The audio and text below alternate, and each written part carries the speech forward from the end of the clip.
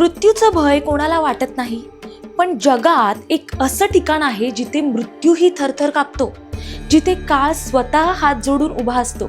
कारण तो दरबार आहे काळाचाही काळ, महाकालच. अवंतिका नगरी म्हणजेच उज्जैनचं हे तेच साम्राज्य आहे जिथली हवा सुद्धा जय महाकालच्या जयघोषानं भारीत असते. तुम्ही अनेक मंदिरं पाहिली असतील, पण आज मी तुम्हाला सांगणार आहे जिथे विज्ञान संपतं आणि विस्मयकारी चमत्कारांची सुरुवात होते. चला अनुभवूया दक्षिणमुखी महाकालचं अतिंद्रिय विश्व. महाकाल म्हणजे केवळ पाषाण नाही, ती एक जिवंत ऊर्जा आहे. इथलं सर्वात मोठं रहस्य म्हणजे मंदिराची 3 मजली रचना.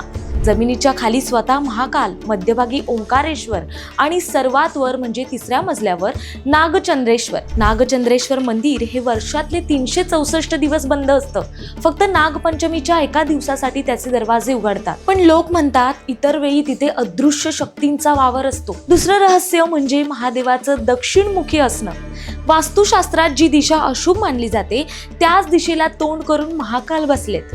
कारण जो त्यांच्या चरणी येतो त्याच्या आयुष्यातून अशुभ या शब्दाचा कायमचा लोप होतो आणि मग येते ती थरारक भस्म आरती. स्मशानातली राख जेव्हा महादेवाच्या अंगाला लागते तेव्हा ते दृश्य पाहून काळजाचा ठोका चुकतो. ही केवळ आरती नाही, तर जीवनाचा अंतिम सत्य सांगणारा एक सोहळा आहे. तुम्हाला वाटत असेल महाशिवरात्री म्हणजे फक्त एक दिवस, तर थांबा. उज्जैनमध्ये तर महाशिवरात्री 9 रात्री साजरी होते. सलग 9 दिवस महाकाल 9 वेगवेगळ्या रूपात नटतात. आणि जेव्हा महाशिवरात्रीची मुख्य रात्र येते तेव्हा वर्षभरातली एकमेव दिवसा होणारी भस्म आरती पार पडते. पण खरी शोभा असते ती दुसऱ्या दिवशी सकाळी. महादेवाच्या डोक्यावर जेव्हा क्विंटलभर फुलांचा आणि फळांचा सेहरा चढवला जातो तेव्हा त्या रूपाकडे पाहून डोळ्यांचं पाळणं फिटतं. जणू काही साक्षात शिवपार्वतीचा विवाह सोहळा या नगरीत अवतरला आहे.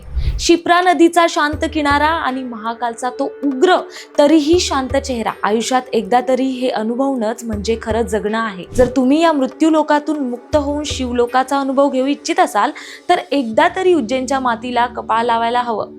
तुमच्यापैकी किती जण महाकालच्या दर्शनाला गेले आहेत हे कमेंट्समध्ये तुमचा अनुभव सांगा. आणि ही माहिती आवडली असेल तर जय महाकाल लिहायला विसरू नका. अशाच माहितीसाठी पाहत रहा प्रहार न्यूज लाईव्ह.